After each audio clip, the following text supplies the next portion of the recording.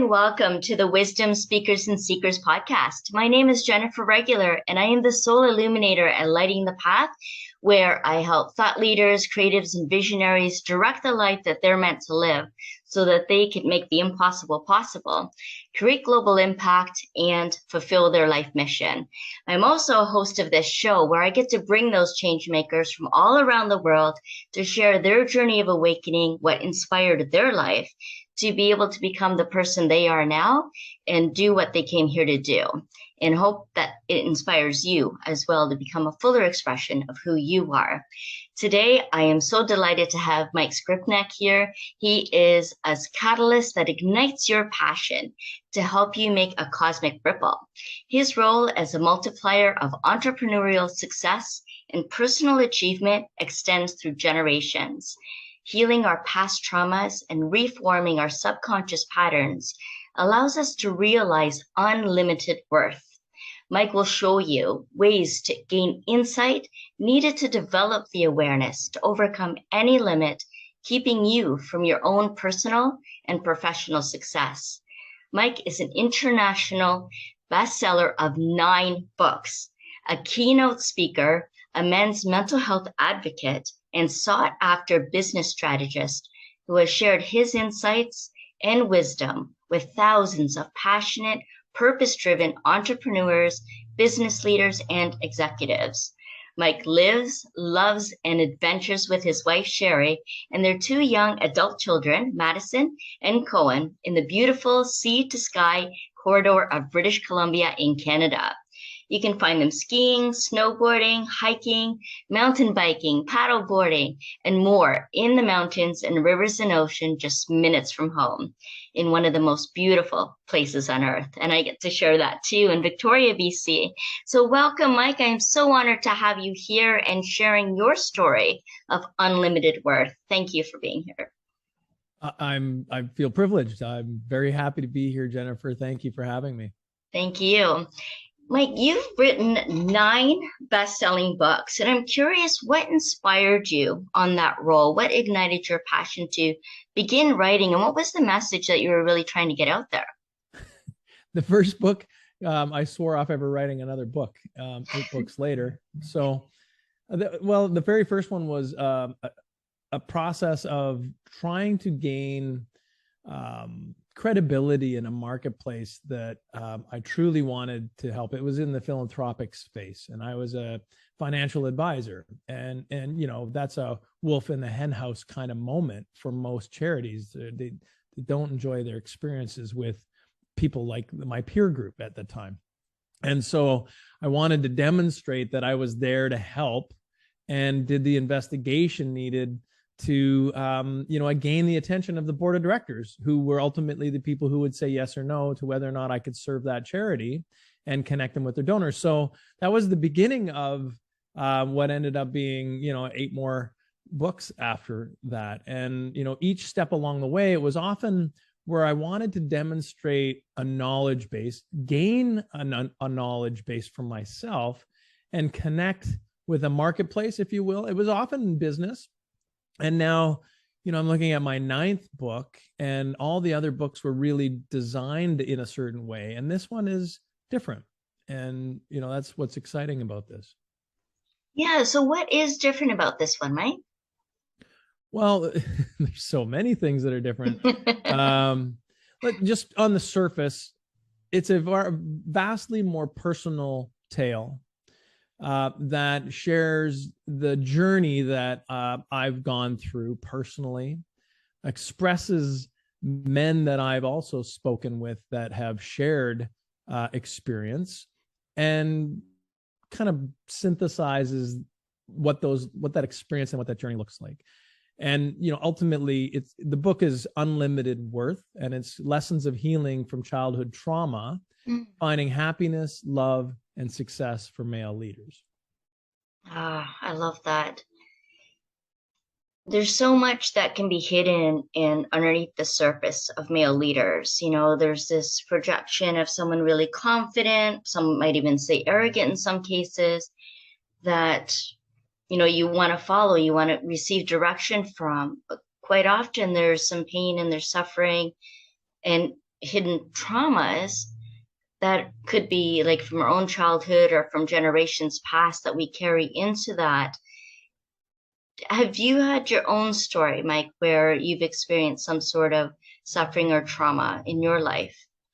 I do. And, first, let me say that, this book and this exercise is for all men, Okay. and, the families who love them. One thing that I've always sought in the business that I do, in the impacts that I attempt to have in this world, and, that cosmic ripple is the premise that one good splash will create a ripple that, goes through generations. And it's all about leverage. And even when I was helping people guide their philanthropy, it was always about getting the most, turning a $5,000 gift into a $500,000 gift. How do you do that? Right. And so when I focus on leaders, what I'm really saying is I want to get the attention of the people in the C-suite, in the boardroom, the leaders of sports and pro sports and athletics that people look up to in the locker room, and also the green room, which is the entertainment industry. And when you deal with the leaders, there's a lot of good reasons for that. And I will share that. And you have the ability to set the tone, create the culture, and affect literally hundreds, if not hundreds of thousands or millions of other people, other men and other people. And that's because these leaders have the ability to guide the outcomes of their employees, their stakeholders, and their customers. Yes. And so for me, when I consider where is my best point of leverage, I look at my repertoire of work, and that is 20 years in the financial services industry, working with, and then subsequently working with entrepreneurs and business owners. So the comfort in the business space at the executive level is something very natural for me. So conversations with those people, especially on important things like this topic, begin to be something that happens easily. And so my experience, of course, was there I was after 18 months of start and stop in the middle of this pandemic that we just lived through. And I couldn't restart my business in a way that could give me predictable traction. I had been serving clients for so long and so intensely while they struggled trying to figure out their businesses. And I was very isolated. And, I got to this point with a contract that just ended up ending. It was, just stopped, that was it. I thought the thing was going to be much larger. For whatever reasons, it just didn't work out. And then I was sitting looking at my life going, my businesses, I'm telling people how to run their businesses and I have no business. And I felt hopeless and worthless and useless at that moment. And in any other point in my life, I've been able to navigate those waters quickly, remedy my emotional state, find the positives, and move on. And in this particular case, I went diving deep into the darkness of depression. And it was 10 days, the worst 10 days of my life in terms of my emotional state. And I say it because it wasn't that I felt bad. I was descending into something I had no control of. And it was taking me to places of darkness that I considered ending my life on a daily basis on my daily walk by a local river. And that was just happened to be bad weather and it was raging. And I thought, well, what if I just toss myself in and end it? My life would be all my stresses. There's no financial stress, no business. Like I can just end it, put a bow on this, and my family can have the insurance and they'll be good for the rest of their lives. And of course, that's not a good option. And, at day 10, I was, scared out of my wits that I was in that moment. My wife had been commuting to work and coming back, wondering if I was going to be there. And she reflected that with me. And I had to dig out. And so I reached out for help with a good friend of mine. And she, threw me that lifeline. And she's the kind of relationship, though, where, she threw me the love that I needed, but also whacked me over the head with the life preserver. Like her love is tough, and we have that relationship. And it was what I needed to change course. But, holding back from ending my life was a pretty simple process, as much as I actually went as far as writing down the pros and cons.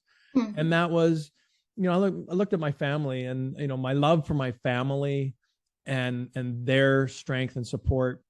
I just couldn't do that to them. It'd be a selfish act. I mean, what more selfish act would it be for me I couldn't deal with my trauma at the time. So I end my life and then change their lives forever. I mean, this is not fair, right? It wasn't the right thing to do. It was so selfish. And then the next thing for me was, I'm an optimist. I actually, even the darkest moment, I still want to know what's going to happen tomorrow. I still want to know, if the light in the tunnel is the train or the sunshine. I'm always that guy. And so those things started to help me, come out of this. But once you step out, I was still like, there was a disaster happening. My business was nowhere. I was still an emotional wreck, and I needed to fix some things. I never wanted to be back there. So I took the step to say, well, if I never want to repeat all the things that I might have been repeating that I think are part of this challenge that I'm experiencing today, and I never want to be in that dark place, what do I have to do? And there was kind of an elephant in the room. There was, what is the one thing I never dealt with? And now 40 years later, it's probably the one thing that's just about killed me. And it really was something. I experienced sexual trauma, sexual abuse at age 11. And that in particular, that event set a subconscious course of direction in a child that stuck with me my entire life. And at 51 at the time, there I was having to deal with it. And so, process of healing. What was that process of healing, Mike? Once you discovered what was going on, what was there, what was coming up for the surface for you, how were you able to move through that? What allowed the healing to occur? There's many things, and I think there's some key elements, and this is part of my message to other men, is because here I am in a public forum talking about it. Yes. And every day I'm in a public forum on stage or in podcasts or through my book talking about this openly and plainly. But that doesn't have to be everyone's situation. What it did require, though, is speaking openly and fully. My wife always knew, but she never thought I had a challenge, and and reflecting, I said, Sherry, this is all connected and I have to deal with this. And, maybe here's a few more details about that experience that 11-year-old boy had that maybe will be helpful. And so I spoke with someone I loved and trusted. I love and trust more, and will have that space for me, that empathy and compassion. And then the next person that I arranged to speak with, even though I did speak with a professional on the way out, she gave me that life preserver, but I needed to speak with a person who could do treatment.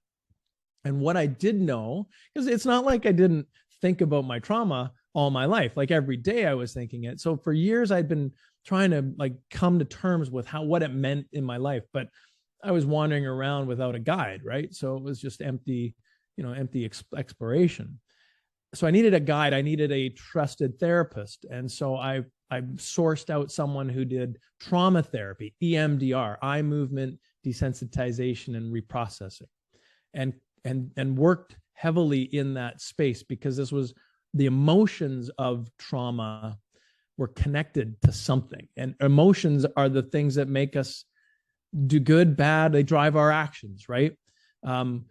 We don't know what's going on subconsciously, so we just instinctually have things that happen and we do things, but it's the emotions that make us make decisions. That's where we believe we have our free will, our choice. It's all about, how do we feel about it? Okay, well, I feel this.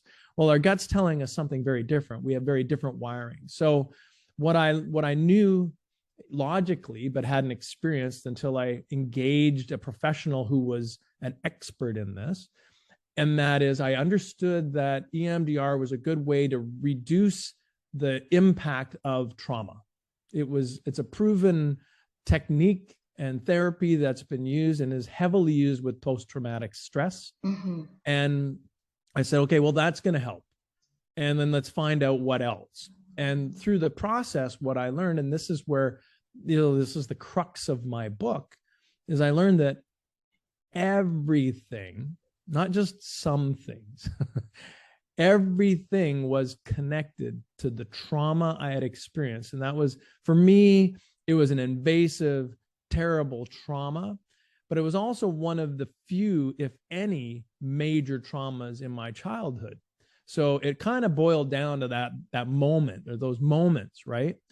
And what happens in our childhood brain is, as we have a developing brain, and we're talking from in the womb until your brain stops really forming, if you will, in your early 20s, traumas embed reaction. And that reaction is, we all have experiences. So good experiences, we do more of it, right? We tend to go where areas that we get positive reinforcement. That's part of our learning. We are constantly sensory learning all this stuff, and it's being processed. When we have trauma, we have negative experiences, they are received in the form of trauma. And my trauma created a response in my brain that said, whatever you do, protect this kid, right? So the hardwiring that goes into that moment is protect the life of this organism so they can reproduce somewhere down the line, right? Like that's kind of at a fundamental level. And so what was one of the key elements? Well, for me, the key protection was, do not trust the good men in the community, the pillar of the community. It was the pillar of our community that raped me, right? So we have the ex-Air Force World War II decorated pilot. We have the husband of my school principal. We have he was the choir leader, the church leader, the Boy Scout leader, like a good looking, strapping 6-foot+ guy who every parent put their trust in and gave their boys over. And methodically for years, he was raping them, right? And what I learned, but I never understand it at the time, or quite frankly, until recently, was that my mechanism was avoid at all costs being in a situation where the perceived good man in the room was in the room. So never work with them, never do anything with them, stay away from them. And so subconsciously, I either began repelling them or choosing to avoid them, which meant siding or doing business. And I did a lot. I was in the business community for a long time. So siding with men who you could see their flaws. And, because it was, I could see it. Like if your knives are out, I can see them coming. If they're hidden behind your back, I don't know. I don't trust you. Mm-hmm. And, maybe there's no knife there. And so my hardwiring was avoid anyone that you can't see anything, right? The challenge, of course, is I ended up working or siding with or doing business with or aligning with men who had flaws, and consistently in good and bad times, in really great times, men with flaws, maybe their greed bone is bigger than others and they mess things up. Or maybe they're in negative times, their stresses compound and they create an explosion of their business or whatever, right? So I was always close enough to those situations that when it blew up for them, it always hurt me. And there was a restart or a change of whatever. Like there was always loss of some sort. And I couldn't put my finger on it. I just thought I was picking bad people. But I didn't have a choice in how I picked those and how I was repelling good people from me. Amazing. And Mike, in the beginning of all of that too, you spoke about these leaders and being human and what was there and gathering the skills that you had as you were writing your different books. And you're right, along the journey, we gather our skills and our abilities, and then we start to tap into our potency, which I can see that's what's happened for you. And then, the more we polarize that, the more we can amplify that, and getting really focused into that, and then recognizing what happened in your past and how that changed the course of how you perceived the world and perceived leaders in particular pillars of the community, and created that story and the environments and situations that are around you and how you can navigate those was a way too of finding the message in that mess, right? And now you're talking about unlimited worth. And what does that really mean to experience unlimited worth? Can you share more about that? The starting point, and this is kind of great. Like my therapist has quoted this phrase, emotional time travel. I like that. And I love it. And what it really does is, the effect of going through therapy that is effective, basically positions you wherever you are today. So me as the 51-year-old man at the time, with the child the day before the trauma occurred. Uh-huh. Right. And so when I look back to that child, that 11 and a few months old child, the world was my oyster. My parents were just, having me assessed for the gifted school. They were, I was MVP of the teams. I was this kid who was on a trajectory that had basically unlimited options in my life. Right. And I felt that, and that's the child within me. And the trauma occurred, and I didn't suppress all of that. I'm still a driven human being. And this is where leaders, I think the real comment for leaders is that it was, my resilience for that might have also helped fire that up, but I was always that guy. I was going to be that guy one way or the other. It's just now my instincts were wired differently than a healthy wiring. Right. And so I look at, going fast forward to 51-year-old man who's considering, taking his own life. And at the time I was worthless. I felt useless, good. And every time I tried to rise to my potential, I was limited. And the book, I wanted to show that the other side, and, there is definitely a duration effect. If you've been assaulted and abused, or you've had sustained over long periods of time in your life, it doesn't just happen quickly that you can resurrect yourself out of this. As healing isn't an overnight thing. For me, I was fortunate that these were isolated moments, and I was able to get maybe a quicker path to it. But I've been logically thinking about this for years. So maybe it was just, I've been doing my own therapy, but without therapy. And so where I was then is on the other side, I went, wow, I feel amazing. And suddenly there was an energy about me, a difference that people automatically through, and I have to say through Zoom, because that's the bulk of the communication I was doing, just said, you're different. I noticed something different about you. What's changed about you? You look different, you sound different, you're talking differently. And that was under the surface. And now it was visible. And so what I realized is it just uncapped everything. I was like, now I had unlimited. And one of the big things that we need to understand when we are victims, and I hate the word victim, so I'm not going to use it. So when we've experienced negative trauma and someone has taken something from us, we feel worthless, and we lack trust. And knowing that you can trust that you'll be fine and you'll be okay. I'm not going to ever be in that situation again in my life. I'll be perfectly fine. No one can dupe me in that same way. No one will trick me into a place like that again. And so I'm worth everything. I've got value, and I trust that I'll be okay. So that's where unlimited worth comes from.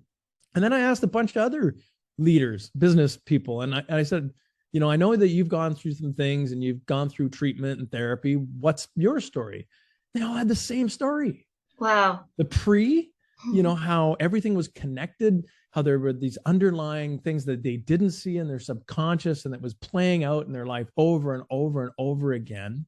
How these emotions all of a sudden that they experienced because of those things playing out would make them do, things that weren't healthy or positive for their life, all the way from addiction to just bad business decisions and bad relationship decisions.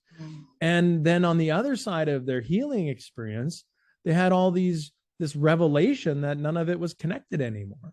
And so if EMDR has any incredible, what I call miraculous effect, and that is disconnecting the emotional response from the underlying subconscious action.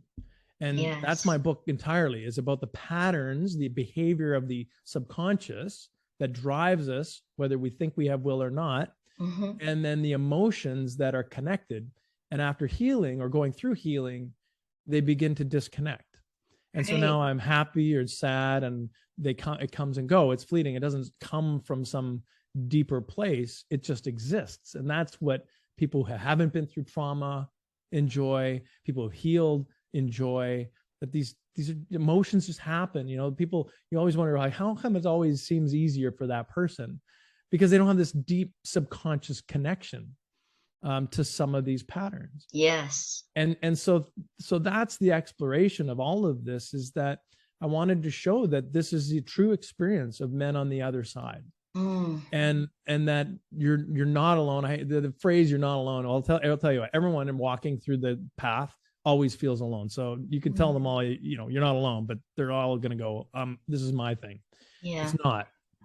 The bigger lesson is all the risks. You asked about leaders. So leaders won't talk. And why leaders? There's a bandwidth of humanity that, you know, and I don't want to, like, it's not a socioeconomic thing, but middle class, let's say middle class, right? Okay. Just middle bandwidth. When the wheels come off our lives, when we're in that bandwidth, we don't pay bills, we lose our, you know, everything is obvious. So our community and our families start to go, hey, you got a problem, right? Like, you got to address this because you don't have a job, you want, you know, none of that. Successful leaders or perceived successes in our community, and a lot of men are who have had trauma because they rise above, right? Yes. They'll never show you. They've got money, they have buffer, they have what looks like success, and they have the title, you know, all of this stuff that helps create this buffer, so they never have to share their secret. And then, of course, they've worked so hard to do that, and our cultural upbringing as men say, it's about dominance, it's about money, it's about violence, it's about dominance over women, it's about sex, it's about, you know, gaining things and competition. And so if you say, well, I've got a weakness, I was hurt. And for men with sexual abuse, it's even more of a intrusive experience, and that you're even vulnerable, that someone did something to you that there's no way they would get away with it in common culture, but that's not true. Traumas happen like that. All of a sudden you go, well, I can't tell anybody. You know what? I'm the CEO of a company. We've got 10,000 employees. What will my stakeholders think? You know, so and then there's misgivings about what it means to go through treatment.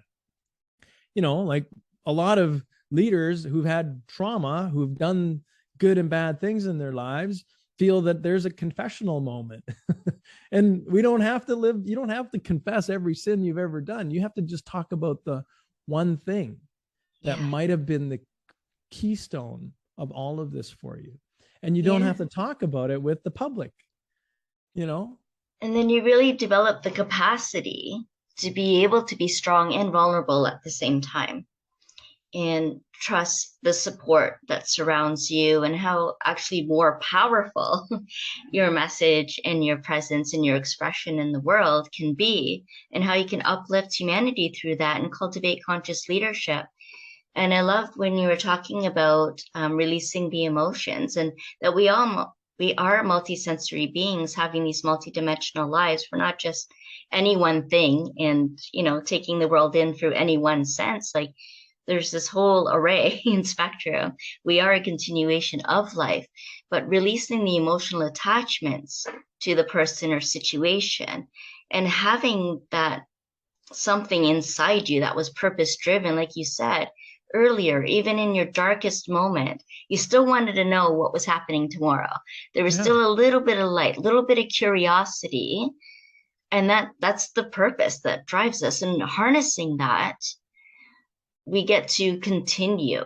And so what makes you so passionate about, in particular, helping those purpose-driven entrepreneurs? I've always been of the inclination to want to help. I mean, when I was that 11-year-old boy prior, I wanted to be a doctor. You know, I always wanted to be a physician. And then the institutional confines were kind of my excuse not to be. Like, I didn't want to be in school. I didn't want to live by the rules. and I want to be under the man, you know? And so I took shortcuts to have some exposure, phys ed degree, worked in athletic therapy, did the rehabilitation work with pro athletes. Like that was a path, but it was just a cheat to avoid going into the institution of medical school, because institutions for me felt like another place I could get victimized. But I didn't know any of that. Like it was just happening. And then in business, you know, in striving, you know, to combine, you know, what you know now today, like how does it help? Right? You know, you start go, well, if I'm a leader and I perceive the risk too great to show vulnerabilities. I just wrote a blog on this yesterday, and I was messing around with the idea, keep talking about it's good to be vulnerable. And you know, the reality is that once you get to a point of trust that you'll be okay, be honest about your personal challenges, your traumas, and what you and once you've exposed that, all of a sudden all these perceived risks aren't really risks anymore, because people love you more, they accept you more, and people who don't really segment themselves out of your life. Really, it's pretty quick. And what I've learned is that what you perceive to be a vulnerability, once you get there, is no longer a vulnerability. I don't know if it's a power, but I view it as an opportunity. And so my vulnerability, like people say, well, thank you for being so vulnerable. And at this moment, none of it feels like I'm being vulnerable. The only time I felt like it was a vulnerability was when I perceived that the risk of sharing was the vulnerability. I don't know if it's kind of this moment where there's a cause and effect to it. And now that it's out in the open, I don't feel any vulnerability at all. No, and you don't have those emotional attachments either, because they've been disconnected. Totally. We just unplugged from all of that trauma and drama, right? Right, trauma and drama. From those power sources, unplug it, plug it into a better power source. Yeah. You're absolutely right. So, you know, for me, prior to treatment, prior to going through this, it would always be a vulnerability. Because the moment I shared, I would be worried that I wouldn't be valued, trusted, I couldn't trust, I'd be worthless, all these other things, the shame, the guilt, you know, all of these core emotions would still be connected, even if I was out in public with it. So it didn't help. Like I told my wife back in, you know, the first few months of our relationship, but it didn't do anything to help me through that. And in fact, her experience was not trauma-based in life. And so she didn't understand that maybe it would be connected, and maybe we didn't have the information back then. And, you know, now she gets it, and now we all get it. And what I want to share is because men will bury this, the average years is like 25 years. So a man will bury their childhood abuse of whatever it is, physical, sexual, whatever nature, for 25 years on average, 24 or 25 years. Well, that's not really healthy. A lot of stuff happens in our lives. It's a life sentence. It's a life 25 sentence. Years is a life sentence. Yeah. You know, interesting point. Sorry, I'm going to bounce around a bit here. People ask me, and, you know, I know it's a personal, empathetic response to say, I'm so sorry to hear that you were victimized in that way. Like somebody assaulted you, you know, and without a doubt, on a surface, if you just look at it, it was a horrific act. And what was worse, it was a premeditated horrific act that was repeated, not with me, but with lots of boys. Right. And so that makes it horrific, but really it wasn't the worst thing. The worst thing was that my brain did everything in its power to protect that kid. Yes. And wired in some real core elements that would be very effective in those circumstances, or in a life or death circumstance for me going forward. They would save my bacon. But in regular society, dealing and navigating in just everyday life, where we're not threatened, where our lives are not threatened, and we don't have to fight for survival, those hardwired patterns just, they aren't congruent. And so that's where the problem was for me. And there were a lot of other underlying subconscious patterns that got built in with this, but that was the one, is the biggest one, is because that changed my outcomes all the time. And it led me, you know, to play smaller, right? I love the being in front. I'll put everybody's weight on my shoulders and go out in front, right? Happy to do that. You don't have to get a therapist, get someone you love and trust, share that with them. That's all you need to do. But I'll go out there and start breaking down those doors. I'm happy to do that. Before, I wanted to be just big enough, just below vice president, not president, president, not CEO. You know, that role suited me well. And the reason is because if I was in the absolute brightest light, my secret would be revealed. Right.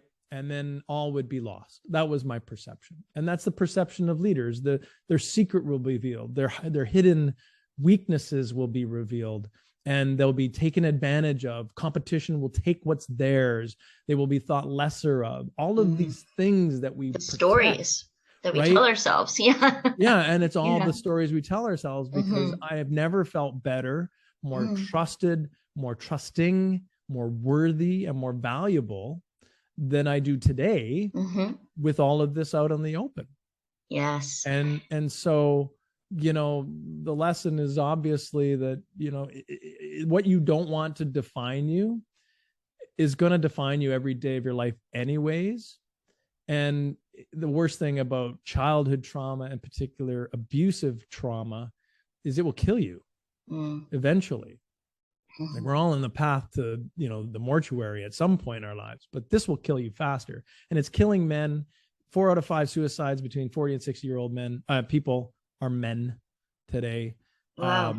You know, men are 30, the rise in depression in men, and from StatsCan since 2018 in Canada alone is 30% higher rates, incident rates of reported depression, right? The top 8, so the suicide is the 8th leading cause of death of men in Canada, right? But the other 7 is heart rate, cardiopulmonary disease, cancer, other vascular diseases, right? Heart attacks. What do you think causes all that stuff? One of the biggest contributing factor is stress, anxiety, lack of sleep, poor eating, and probably alcohol, right? And guess what all of those are a product of? Not being able to deal with your trauma or emotional work, you know, stress, right? Yes. And so the common factors of all the things that kill us right now, men in particular, and we're dying at a rate that's disproportionate to women, you know, from an age and a percentage ways, is we can fix this stuff. Yes. It's related. Yes. And by fixing, it's bringing back into balance, realigning with who you truly are. And it may be oversimplified to say this and wrap our heads around how the inner work makes the outer work effortless. Your story that you shared today, not your story, your life experiences, really demonstrate what that means, right? When life seemed chaotic and tumultuous, unmanageable, and you didn't even want to live it anymore, those thoughts were going through your head. And then to dive in to that inner work. And now that you have, the outer work has become effortless because you're detached from those emotional baggages, and not forgetting it's still a part of who you are, what your experiences, what's happened to you. But now you can lead from the front, right? And you can stand up and go beyond that edge, out of that comfort zone into your growth zone, and really deepen and get to your true passion. And the passion, the way I see it, when you break up the word, is pass I on. And that I is your soul's expression of who you are and what you're meant to express here and pass on in this lifetime. And through your books and through your speaking and through your leading and just authentic sharing, you're passing on this unlimited worth. And Mike, I'm so grateful for everything that you've shared around that. And I know there's still a lot more. You have 9 books about it. You continue to speak on it. So how can people find out more about you and what you've written and what you've spoken about and continue to do? How can they connect? Well, I'm hoping at some point my name and men's mental wellness trauma will be ubiquitous, not synonymous. Ubiquitous. At some point, if you're thinking about that, you'll find me. But right now, MikeSkrypnek.com is my website. So just / unlimited worth project, unlimited worth podcast, unlimited worth book. You'll be able to find my book on Amazon in a few weeks once it's published and launched and ready to go.